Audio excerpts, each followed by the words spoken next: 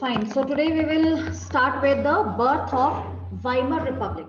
It is pronounced as Weimar Republic. Yesterday we had gone through how that one child Helmut, he was traumatized by the suicide committed by his father.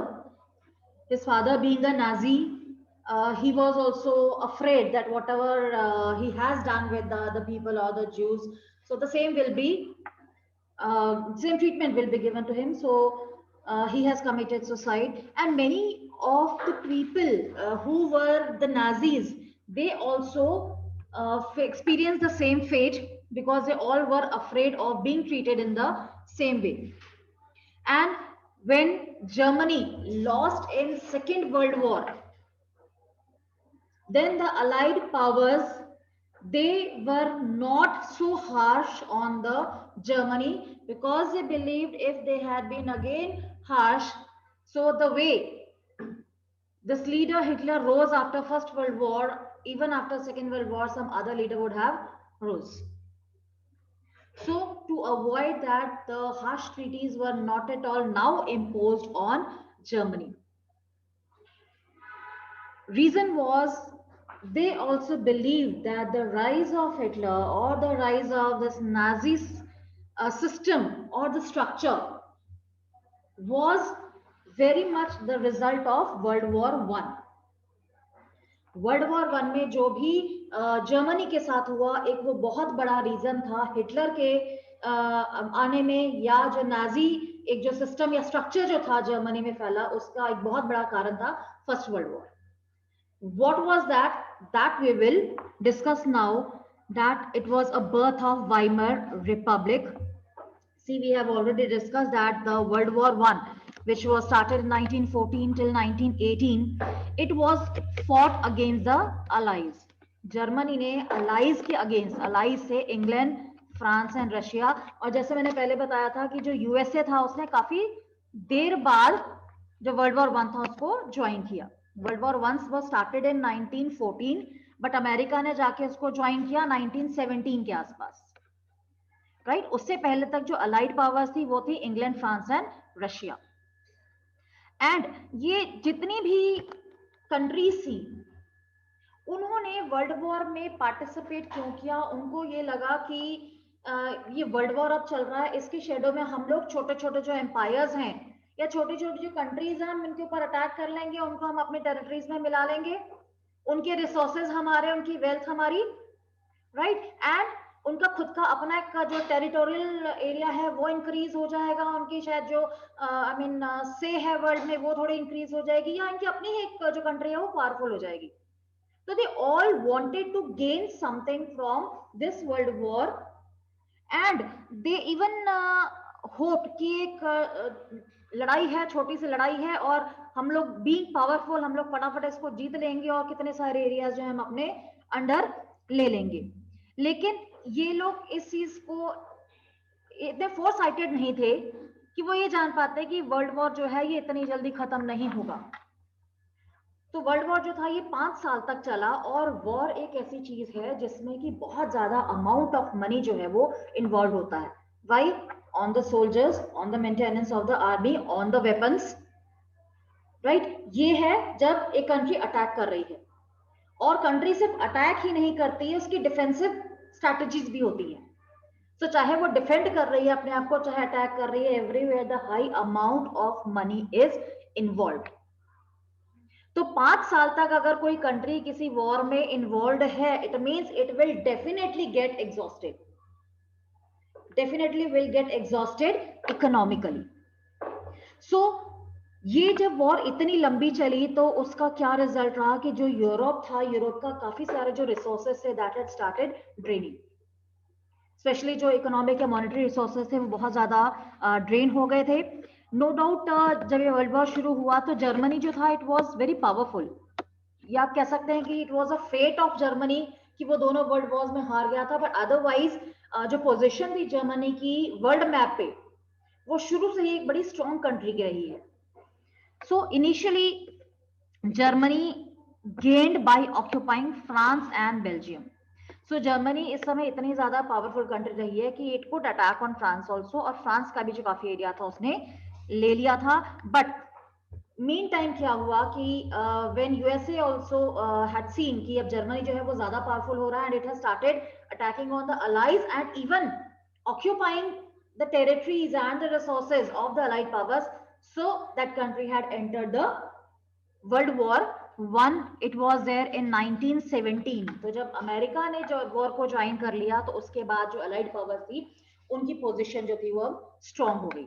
जो कि पहले हार रहे थे Germany के हाथों, अब उनकी पोजीशन जो थी वो स्ट्रांग हो गई थी, and they had defeated Germany and the central powers. Central powers जो एक्सेस पावर्स थी, एक्सेस पावर्स को ही हम सेंट्रल पावर्स भी कहते हैं, Germany, Italy, Japan, right? These are the axis powers or the central powers. So with the entry of US in World War I, Germany and the other central powers were defeated in November 1918, sorry. Now what happened कि अब जब Germany की ये position हो गई और उस समय जर्मनी में जो भी रूलर था वो हार गया, तो उससे क्या हुआ कि जो लोग थोड़े से आप कह सकते हैं रिवॉल्यूशनरी थे कंट्री में, जो एक सॉर्ट ऑफ डेमोक्रेसी की डिमांड रखते थे, लेकिन उस समय मोनार्की चल रही थी, तो उन्होंने इस चीज का फायदा उठाया कि अब इंपीरियल जर्मनी जो है या जो मोनार्की है या जो किंग है वो इस समय हार चुके हैं, तो they got the opportunity for the you can say to reschedule और recast the politics of Germany. तो ऐसे में जो पार्लियामेंट्री पार्टीज थी या आप कह सकते हैं जो बहुत रिफॉर्म पार्टीज थी, जो चाहती थी रिफॉर्म्स हो जाए, लेकिन due to some other form of government in Germany they could not go for it. So now they got the opportunity कि now they could have their own hold, they could have a change in the politics of Germany. So for that they wanted a constitution. आप लोगों को याद होगा जब हमने French revolution पढ़ा था, तो after the fall of monarchy, after Louis 16th, और यू कैन से कि जब ये Louis 16th was not agreeing on the demands of the third state, so what they did that they met at a tennis court and they sworn not to disperse till the constitution was made, right? तो उन्होंने constitution बनाया जिसमें उन्होंने voting rights दिए and so on. So constitution नहीं बनेगा तब तक आप एक डेमोक्रेटिक या एक आप parliamentary type of government expect नहीं कर सकते हैं, राइट? तो यहां पर भी क्या था, जो पार्लियामेंट्री पार्टीज थी उन्होंने भी एक उनकी एक ऑर्गेनाइजेशन, एक असेंबली थी, that was the national assembly. और आपने पढ़ा होगा फ्रेंच रेवोल्यूशन में भी उसको हम नेशनल असेंबली ही कहते थे, जिन्होंने कॉन्स्टिट्यूशन बनाया था, right? So they met at Weimar. Weimar जो है एक सिटी है जर्मनी में, इस समय वो अपनी कल्चरल हेरिटेज के लिए बहुत ज्यादा फेमस है।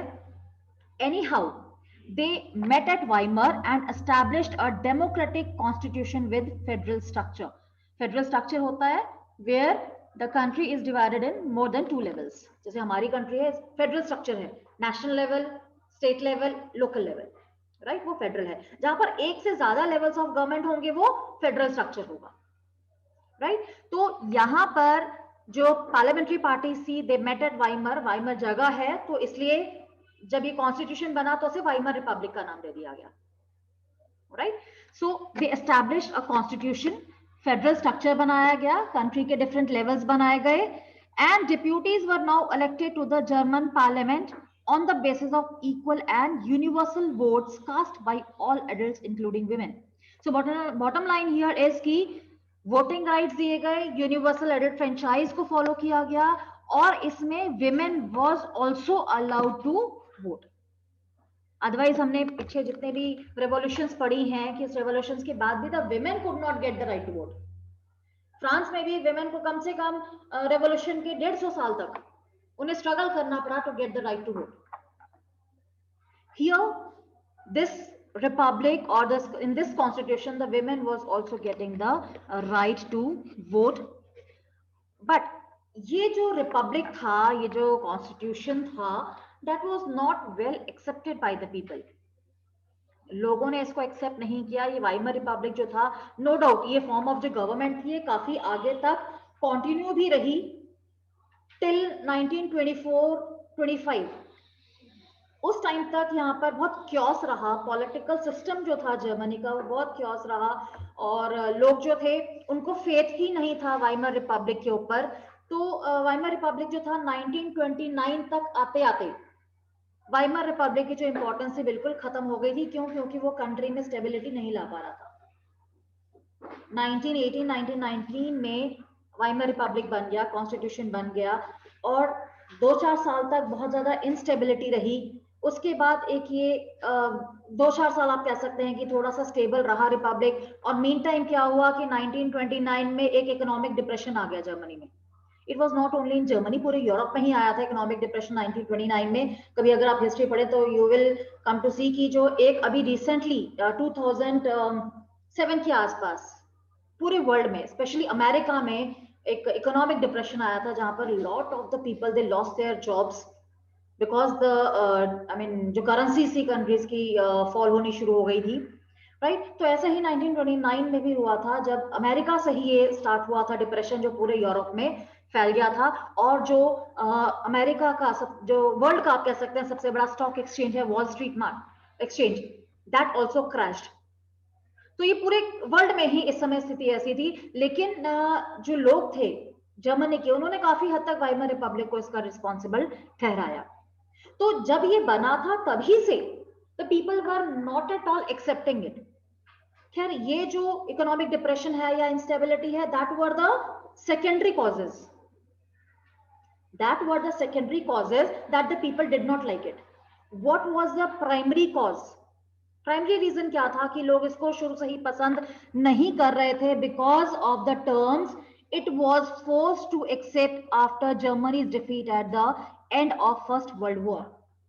जब फर्स्ट वर्ल्ड वॉर खत्म हुआ और जर्मनी जो था वो बुरी तरह हार गया, it was totally exhausted, then what allied powers did, और not only allied powers did कि जर्मनी ऑलरेडी इतना एग्जॉस्ट हो चुका था कि उसने खुद ही सरेंडर कर दिया, and it offered the peace treaty, right. क्योंकि इतना एग्जॉस्ट हो चुका था, फाइनेंशियली बुरा हाल हो चुका था, तो it offered for the peace treaty which was accepted by the allied powers. और उन्होंने, अलाइड पावर्स ने इतनी ज्यादा स्ट्रिक्ट टर्म्स रख दी उस ट्रीटी की। ट्रीटी का मतलब होता है जब दो पार्टीज जो है किसी म्यूचुअल किसी एग्रीमेंट के ऊपर या किसी टर्म्स के ऊपर एग्री कर जाती हैं। तो ऐसे में क्या होता है कि अगर वॉर ट्रीटीज जो होती है ना, उसमें जो विनिंग कंट्रीज है डेफिनेटली उनकी टर्म्स जो है वो मानी जाती है, जो लूजिंग कंट्री होती है उसकी अपनी कोई टर्म्स नहीं होती है। That country just has to accept the terms of the winning countries. तो यहाँ पे भी ऐसा हुआ, अलाइड पावर्स ने कुछ ऐसी टर्म्स रख दी थी जो जर्मनी के लिए बहुत ज्यादा ह्यूमिलिएटिंग थी। लोग ये एक्सेप्ट कर रहे थे कि हमारी जो डेमोक्रेटिक अभी एक प्रोविजनल सी गवर्नमेंट जो बनी हुई है वो इसे ना माने, because that was very humiliating for the people also, people's dignity also, the respect of the country also. लेकिन वाइमर रिपब्लिक जो थी that has accepted those terms. जो वाइमर रिपब्लिक थी उन्होंने इन सारी टर्म्स को माना था, तो जिसके कारण जो लोग थे they were not at all accepting this Weimar republic. और वो टर्म्स क्या थी वो हम पढ़ेंगे कि the peace treaty at Versailles, वहां पर पीस ट्रीटी या एक आप कह सकते हैं शांति की संधि हम हिंदी में कहते हैं, कि that was there with the allies, it was a harsh and humiliating peace. How it was harsh, how it was humiliating, आप प्लीज अब इसे अंडरलाइन करिए, that is very very important data now, कि आपका एक सेपरेट क्वेश्चन भी बन जाता है कि व्हाट वर द टर्म्स और the clauses of peace treaty of Versailles. Germany lost its overseas colonies. Germany जो था जब अपनी पीक पर था, when it was there at the peak of its power, it had controlled many overseas colonies. Overseas means across the sea. कितनी ऐसी छोटी countries थी जो जर्मनी के अंडर थी। जर्मनी जो थी दैट वाज आल्सो इंपीरियलिस्ट, और यू कैन से कि that was also colonial power. जैसे हम लोगों ने क्लास 8 में भी पढ़ा था आप लोगों ने कि ब्रिटिश जो थी that was the colonial power, India was the colony of Britishers. ये आप लोगों को क्लियर है कॉलोनी क्या होता है, कॉलोनियल पावर क्या होती है, कॉलोनियलिज्म क्या होता है? Is it? Yes, ma'am. Fine. Shall I ask then? हाँ जी, please Mehak. Ma'am, when larger countries control subcontinents, then it is called colony. Right. Fine. When the actually it was a time there in Europe, जब powerful countries जो थी, they had started looking for the smaller countries where they could have the business. So when they found such countries, they had control over that countries, or they even controlled the administration and the politics of that those countries also. So these bigger powers were the colonial powers, and the smaller countries which were controlled by these countries were the colonies, and this entire system of the bigger countries controlling the smaller one was known as a colonialism. तो Germany जो थी that was also a colonial power, उसकी बहुत सारी colonies थी overseas that all were lost, and these all were distributed among these allied powers. वो सारी की सारी जो टेरिटरीज थी इन्होंने बांट ली आपस में. A tenth of its population, Germany की जो 10th ऑफ पॉपुलेशन थी, 1/10 population, that I mean Germany also lost that population. I mean इधर ये इनकी डेथ हो गई या they migrated and so on, तो इसके कारण इतनी ज्यादा पॉपुलेशन जो थी उसने सफर किया.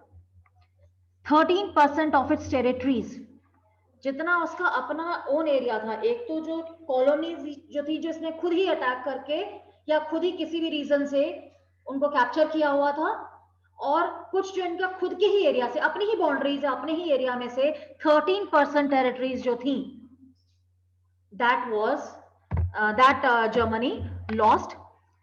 75% ऑफ इट्स आयरन, जितने भी इसके आयरन रिसोर्सेज थे उसका 75%. इट मीन्स कि the Germany was not having now any of the proper resources, जितना भी रिसोर्स था वो सारा का सारा ड्रेन आउट हो गया. 75% of its iron, 26% of its coal, जितना कोल प्रोडक्शन था यहाँ का, कोल रिसोर्सेज थे उसका 26% जो था, that it lost to France, Poland, Denmark, Lithuania. Besides this, ये तो चलो उसका एक फिजिकल आप कह सकते हैं लॉस था. The Allied powers demilitarized Germany to weaken its power. जो Allied powers थी उन्होंने फर्स्ट वर्ल्ड वॉर में देखा था कि Germany had proved to be very stronger one. So now they did not want any chance और did not want to take any chance कि future में ये दोबारा जो कंट्री है कि स्ट्रॉन्गर बन जाए और दोबारा अटैक कर दे. तो उस पर्पस से, इसको वीक करने के पर्पस से इसको डीमिलिटराइज कर दिया गया कि अब ये जो कंट्री थी that could not have the military of its own.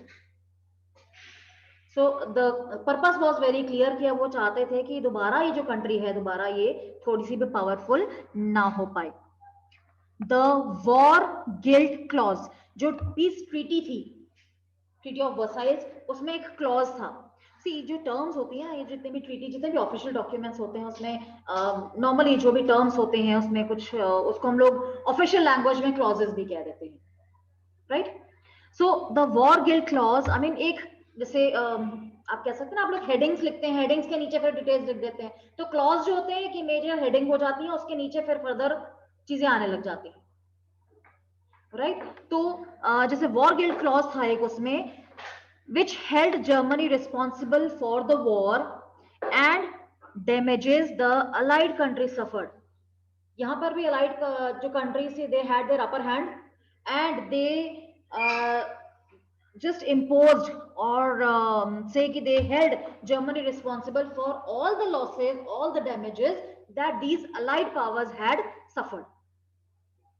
और ऐसे में हुआ क्या कि जो सेंट्रल पावर्स थी वो साइड पर हो गई, जर्मनी क्योंकि लीड ही कर रहा था तो सारा जो एक नुकसान था वो जर्मनी के ऊपर डाल दिया गया, और जर्मनी जो थी it was the worst sufferer after the defeat. Germany was forced to pay compensation amounting to 6 billion pounds.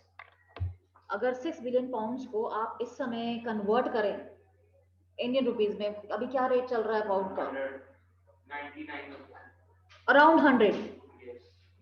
So it's not even million, it is in billion, 6 billion pounds.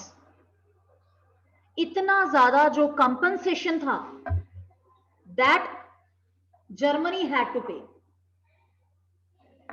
तो अब आप यहाँ आराम से अज्यूम कर सकते हैं कि जब इतना ज्यादा amount of money that country had to pay, तो how that country will be paying it back. इतनी करेंसी तो वो नहीं प्रिंट कर सकते हैं। तो अल्टीमेटली क्या था कि इट हैड टू पे in the form of gold. Fine. Anyhow, the Allied armies also occupied the resources-rich Rhineland for much of the 1920s. 1920s में जर्मनी में एक जगह है राइनलैंड, शायद आप लोगों ने पढ़ा भी हुआ है, क्लास 8 की ज्योग्राफी में पढ़ा है आप लोगों ने। राइनलैंड जो है इसमें यहाँ पे काफी ज्यादा कोल भी प्रोड्यूस होता है। तो ये जो राइनलैंड जगह है पर बहुत सारे रिसोर्सेज जो हैं दैट आर अवेलेबल, तो वो सारा का सारा जो एरिया था that had been occupied by Allied powers. Many Germans held the new Weimar Republic responsible for not only the defeat in the war but the disgrace at Versailles also. तो जितने भी जर्मन्स थे उन्हें ये लगा कि जो वाइमर रिपब्लिक था वो इन चीजों को डिनाई भी कर सकता था या इस इन टर्म्स को मानने से मना भी कर सकता था। वहां पर जितने भी लोग थे रिपब्लिक में या जिन्होंने कॉन्स्टिट्यूशन बनाया, सारे पार्लियामेंट्री पार्टीज थी, so they could have thought of the grace of the country also, so they did not do it. So the people felt कि it was very disgraceful for the country and even they felt कि Weimar republic जो थी, जितनी भी अब first world war का जो भी रिजल्ट था, जितने रिसोर्सेस चले गए, जितनी टेरिटरीज चली गई, जितना कंपनसेशन हो गया, तो दे बिलीव कि सारा कुछ जो है ये वाइमर रिपब्लिक वाज रिस्पॉन्सिबल। तो लोगों को उसमें ट्रस्ट रहा ही नहीं और यही रीजन है कि इतने टाइम तक भी जो वाइमर रिपब्लिक थी that could not form a proper government there. Germany में प्रॉपर गवर्नमेंट जो थी वो काफी टाइम तक नहीं हो पाई क्योंकि लोग जो थे इसमें ट्रस्ट ही नहीं करते थे और it has lost its importance. Right, then it says the effects of the war. So as mentioned, war had a devastating impact on the entire continent, both psychologically and financially. आप लोग बहुत easily इसको assume कर सकते हैं जब आपने पिछला भी डाटा पढ़ा है कि कितना ज्यादा लॉस जो था वो जर्मनी के ऊपर हुआ था। And from a continent of creditors, Europe turned into one of the debtors. जो फर्स्ट वर्ल्ड वॉर था उसमें एशियन कंट्रीज ने पार्टिसिपेट नहीं किया था। उसका रीजन ये है कि एशियन कंट्रीज जो थी दैट वर द कॉलोनीज। उस टाइम जो फर्स्ट वर्ल्ड वॉर था, तो ये क्वेश्चन कई बार स्टूडेंट्स पूछते हैं कि why other countries, Asian countries did not participate, क्योंकि यूरोप में ही होता रहा, यूरोप जो था उसने पार्टिसिपेट किया था। तो एशियन कंट्रीज जो थी दे वर द कॉलोनीज, राइट, वो एक इंडिपेंडेंट कंट्रीज नहीं थी, तो दे could not participate in this war. हाँ, ये बात अलग है कि फोर्सफुली जो ये कॉलोनीज थी उनके जो लोग थे, उनके जो सोल्जर्स थे, they were forcefully sent to these world wars, right. So even India के भी जो सोल्जर्स थे उन्होंने भी पार्टिसिपेट किया, जबरदस्ती उनको पार्टिसिपेट करवाया गया। क्यों? क्योंकि जो इंग्लैंड था दैट वाज अलाइड पावर, वो भी लड़ रहा था, तो they also needed the soldiers. तो ये इन कॉलोनीज में से जो सोल्जर्स थे वो जबरदस्ती वॉर्स में भेजे जा रहे थे। तो इन वर्ल्ड वॉर्स का ये भी असर हुआ कि जो कॉलोनीज थी now they also became aggressive और उन्हें भी लगा कि उनके ऊपर इतना फोर्सफुली जो चीजें हैं वो इम्पोज की जा रही हैं, तो they also had started working for their independence. And anyhow, unfortunately the infant Weimar Republic was being made to pay for the sins of the old empire. अब जो वाइमर रिपब्लिक था, वी कैन से कि no doubt लोग जो थे इसको blame कर रहे थे, but Weimar republic was also not having any other option other than to accept. अगर ये ट्रीटीज एक्सेप्ट नहीं की जाती तो उसका रिजल्ट क्या होता कि जो जर्मनी है वो पूरा का पूरा ही अलाइड पावर्स जो थे वो डिवाइड कर लेते। अभी तो ये था कि कंपनसेट कर रहा था या उसके ऊपर कुछ अमाउंट ऑफ मनी इम्पोज कर दिया गया या उसके रिसोर्सेज ले लिए गए। Had Germany not been accepting these treaties, क्योंकि जर्मनी ने ही ऑफर किया था एक कि पीस होना चाहिए because it was already exhausted, so in that case the entire of the Germany would have been a part of the allied powers. So Weimar republic के पास भी और कोई चॉइस नहीं थी, और वाइमर रिपब्लिक से पहले जो इंपीरियल गवर्नमेंट थी इस समय, उन्होंने आई मीन जो स्टेप्स उठाए थे, बिकॉज दैट वॉर वाज वेज्ड और started by the imperial government. जो फर्स्ट वर्ल्ड वॉर में एंटर करना है, फर्स्ट वर्ल्ड वॉर को स्टार्ट करना, उसमें ही वाइमर रिपब्लिक का कोई रोल नहीं था, वो तो वैसे ही वर्ल्ड वॉर के बाद ही बनी थी। तो जो इंपीरियल गवर्नमेंट थी पहले, उसका जो रोल था उसने स्टार्ट किया था, तो उसके कारण all the losses were to be bear by और to be borne by the Weimar republic, right. So ये जो इफेक्ट्स ऑफ वॉर है ये हम लोग कल करेंगे। And anyone if you are having any doubt whatever we have done till now, so you can ask now.